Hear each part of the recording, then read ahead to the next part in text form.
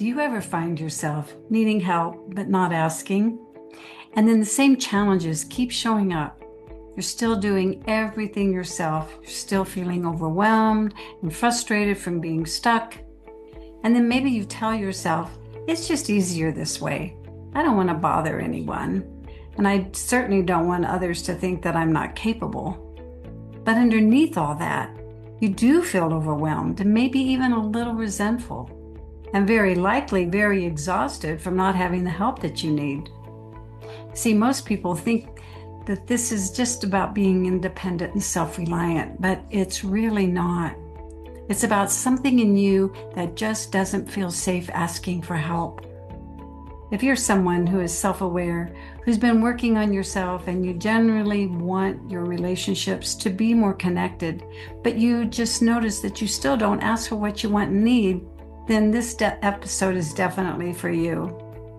I'm Judy K. Katz. I'm a transformational certified coach and a spiritual mentor. And for over 30 years, I've worked with high-achieving women to transform their subconscious survival patterns by helping them understand what's happening in their mind, body, and emotions so that they can move from the reactive fight or flight patterns into more conscious, empowered ways of relating in their relationships. When it doesn't feel safe to ask, we don't just give up and do nothing, right? We actually have developed other ways of coping. And most of the time, we don't even realize that we're doing it. So a simple way to understand these different coping strategies is to see them as being different subconscious parts of us. I refer to these as being little survival characters. They become activated by the tension that we feel when we don't ask for what we need. And so, for the purpose of self-awareness, I invite you to notice if any of these feel familiar to you, and please, I remind you not to judge or make yourself wrong. So the first character I want to introduce you to is the do-it-myself character.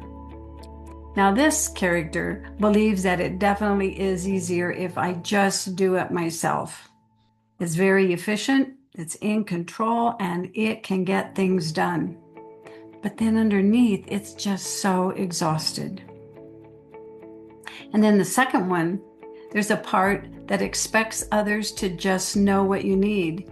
And then when they don't show up for you, well, then you feel disappointed and a bit resentful, thinking that if they really cared, then they would have offered to help. And the next character I want to introduce you to, well, this is the complainer. This is the one that complains, hoping that someone will finally notice what you need without you having to directly ask. Now, let me give you an example. You might say, I have so much to do and so little time and energy, and I just don't know how I'm ever going to get it all done. Well, in this example, we're actually quietly assuming that we've made a request within the complaint itself. I've seen this happen many times. In fact, I'm pretty guilty of this one myself. And lastly, there is the commander character. Now, this character can become quite transactional and can come off asking for help as barking off orders by telling people what to do with kind of a force behind it. And this commander character is often known to micromanage others as well. Now, this style often shows up in leadership and parenting roles where you have a position of authority, and it can also show up, however, in your personal relationships where you need help and support. Now, this might surprise you, but none of these characters are actually the problem.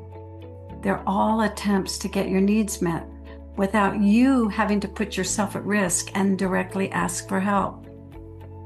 See, the truth is, there's a very vulnerable part of you that's deep inside that doesn't feel emotionally safe to need something from someone else.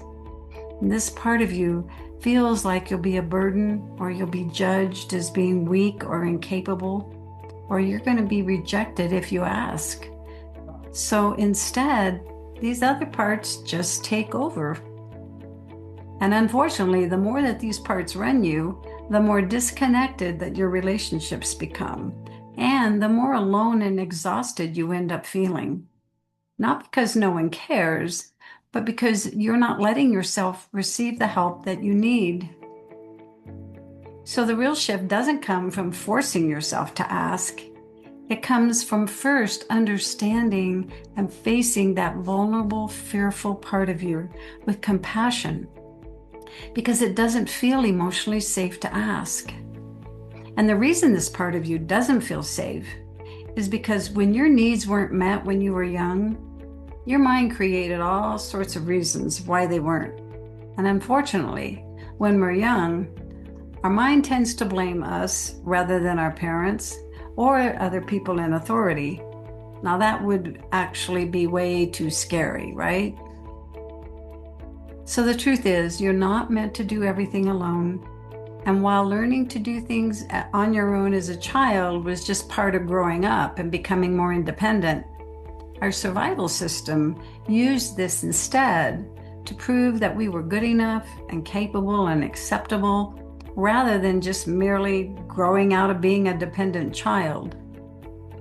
We were so proud when we tied our shoes on our own, right?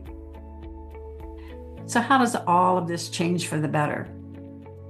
Well, it actually starts with giving yourself permission to ask for what you want and need.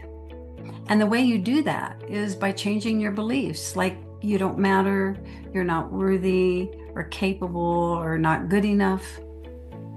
See, all of these damaging beliefs prevent you from allowing your needs to be met today.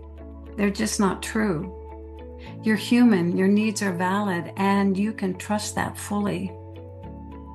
And in the next video, I've actually created a healing guided meditation that will walk you gently through this transformational process. We'll go deeper into what actually happens inside of you when you do try to ask, or if someone does offer and then you feel so uncomfortable accepting. And I'll gently guide you through this process so that you can begin to feel comfortable in asking and receiving the help that you need and you deserve. So I do hope that you accept my invitation to receive this transformative experience. I've placed the link to access this guided meditation, opening to ask and receive, in the title description below. And also, if you find my work resonates with you and you would like to continue this journey of transforming your survival fight or flight patterns into your confident and powerful self, please, I invite you to subscribe to my channel. And do remember, you are a spiritual being having a human experience. I want to thank you so much for being here and for doing the inner work to become the highest and the very best version of you. So until next time, bye for now.